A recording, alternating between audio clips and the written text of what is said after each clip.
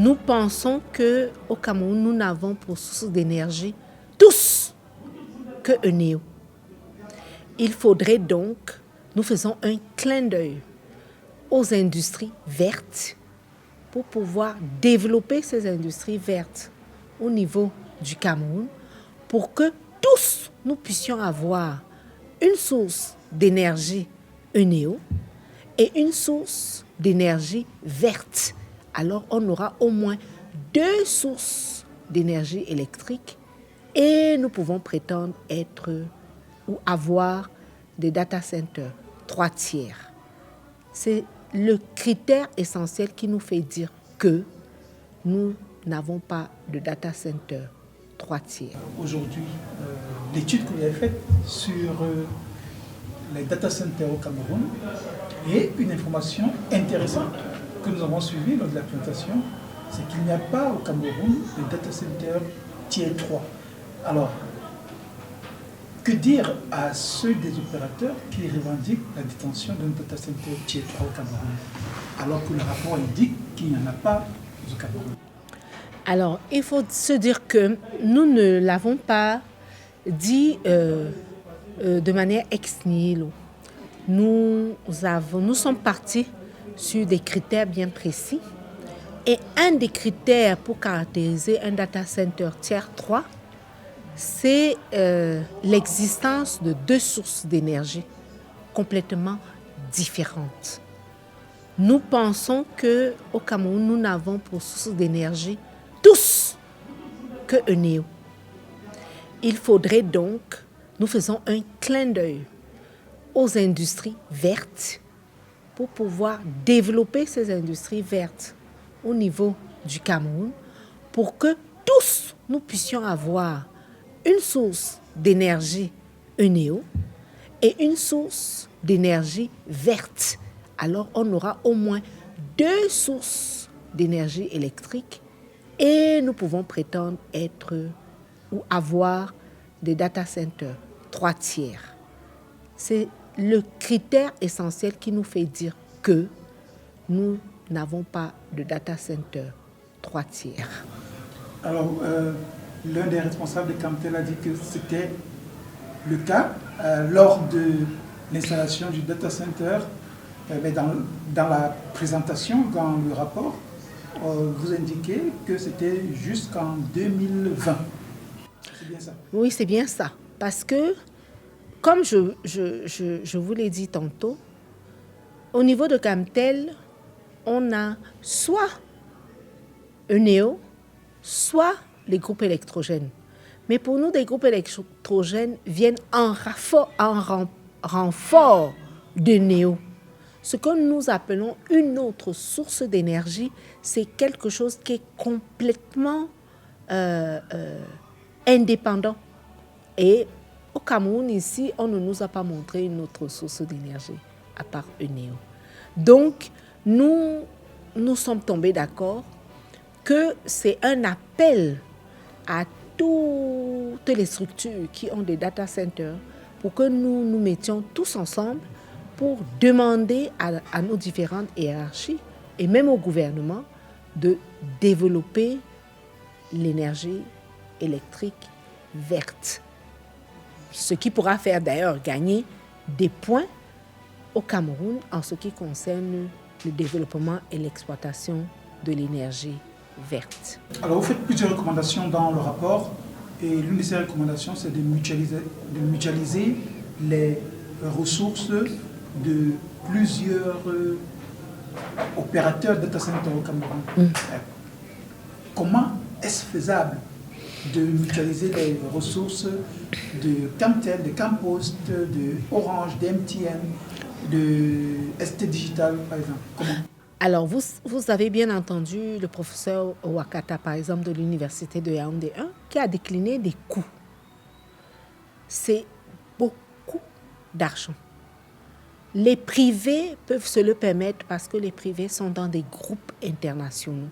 Et les privés prennent des ressources financières de leurs partenaires à l'international. La mutualisation, c'est plusieurs facteurs. On peut être mutualisé sous plusieurs angles. pas forcément sur la localisation physique, pas forcément sur le matériel physique, mais nous pouvons nous mettre tous ensemble, renforcer nos compétences humaines tous ensemble pour créer une sorte de cloud camerounais avec des localisations physiques de data centers à des endroits différents, mais avec un espace virtuel commun qui pourra permettre d'aller vers des services posés sur cet espace virtuel commun, mais capables d'être hébergés sur ou dans des data centers physiques différents. Alors, l'autre question soulevée, c'est la souveraineté numérique qui a été abordée au cours d'une présentation particulière. Est-ce que le Sénadi a des recommandations à faire à l'État du Cameroun en ce qui concerne la souveraineté au regard de la loi sur la protection des données à caractère personnel qui a été promulguée par le chef de l'État en 2024, en décembre 2024? Est-ce qu'il y a des propositions précises par rapport à cela? La première proposition, c'est la mise en œuvre de la loi telle qu'elle est, c'est-à-dire l'élaboration des textes d'application.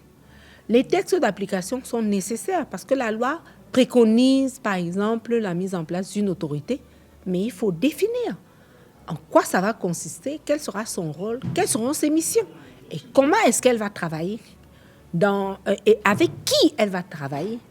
Ça peut être des emplois particuliers qu'il va falloir créer, des délégués à la protection des données dans les différentes structures. Qu'est-ce qu'un délégué à la protection des données? Quel sera son rôle dans les différentes structures? Donc, il est question d'abord, maintenant que la loi a été promulguée, de l'implémenter telle qu'elle est. Ce qui va forcément faire ressortir des manques, des limites. Et puis, le benchmark dans les pays qui nous avoisinent, ça peut nous donner des solutions. Le Gabon est assez loin par rapport à nous dans la mise en œuvre de sa loi. Ils ont le Sénégal, le Bénin aussi. Donc, il est d'abord question de mettre en œuvre notre loi telle que, et d'assurer l'élaboration des textes d'application, de les faire valider par les différentes hiérarchies. Et ensuite, et d'ailleurs nous travaillons à cela avec le Minpostel qui est porteur de la mise en œuvre de cette loi. Et ensuite, on verra ensemble quels sont les différents acteurs qui peuvent travailler avec nous pour qu'on puisse s'améliorer dans la mise en œuvre de cette loi.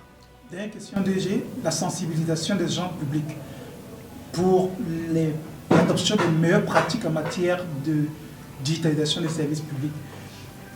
Qu'est-ce que le Sénadi peut faire pour mieux civiliser les acteurs publics pour qu'ils adoptent les pratiques recommandées dans la digitalisation pour mieux protéger les données publiques et pour mieux sécuriser les données de nos administrations et de nos concitoyens? Il est indéniable de savoir que ce domaine de la sensibilisation pour la protection des données relève des comportements humains. C'est d'abord des comportements humains qu'il s'agit. Aucune solution technologique ne va changer nos comportements humains. Donc, il est question de montrer, comme nous l'avons fait dans la deuxième présentation d'aujourd'hui, les risques que nous encourons. C'était un peu fait de manière volontaire de mettre en exergue les risques sur la donnée que nous produisons et que nous mettons dans le cyberespace. Première chose. Deuxième chose, il est important de savoir que plusieurs acteurs sont là pour nous sensibiliser. L'Antique fait a son rôle dans la sensibilisation. Si on dit Antique, on dit Minpostel, parce que c'est sous la tutelle du Minpostel.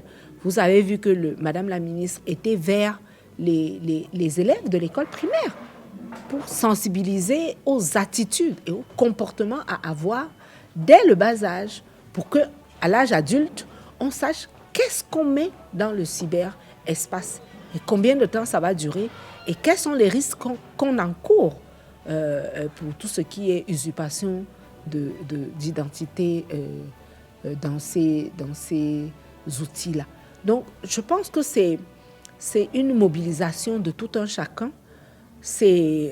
Nous sommes là pour présenter, certes pour présenter les risques, mais surtout pour dire, faisons attention, c'est une histoire de comportement humain. Et vous savez comme moi que lorsque on commence à parler de comportement humain, c'est sur une génération. Donc si nous commençons aujourd'hui, les premiers résultats, nous les aurons dans 25 ans, si nous le faisons tous les jours. Donc c'est à tous les acteurs de le faire, chacun dans son domaine, mais c'est une action durable et une action, comme les Anglais et les anglophones disent, consistency. C'est tout le temps, tout le temps, tout le temps. D'accord, merci DG. Je vais partir sans vous poser une question, je m'en voudrais de ne pas le faire, sur l'application Gomna que vous développez. C'est vrai que ce n'est pas le cadre ici, mais dites-nous en termes d'appropriation de cette application-là, quels sont les résultats aujourd'hui? Alors, ce n'est pas une application, c'est une plateforme. Une plateforme, ok. Qui se veut être une plateforme qui devra à terme intégrer un maximum de services du gouvernement vers la population. Donc, en ce moment... la plateforme est appelée à accueillir plusieurs services. Exactement, plusieurs services. Plusieurs services publics. La plateforme est amenée à accueillir plusieurs services publics. Le premier service public que nous avons mis sur la table, c'était la possibilité pour chaque agent public de pouvoir avoir son bulletin de solde à partir de son téléphone portable. Le second service, c'était d'avoir le bulletin de solde annuel. Maintenant, nous travaillons avec plusieurs administrations à servir d'autres services sur cette même plateforme. Au jour d'aujourd'hui, si je peux me permettre la tautologie, le module bulletin de solde a été téléchargé par au moins 400 000 agents publics. Et nous travaillons à ce jour à interfacer la plateforme avec la nouvelle application Aigle pour que nous puissions continuer ce service-là aux agents publics. Mais comme je vous l'ai dit, il y aura d'autres services qui viennent et ce sera la surprise. Merci encore, DG.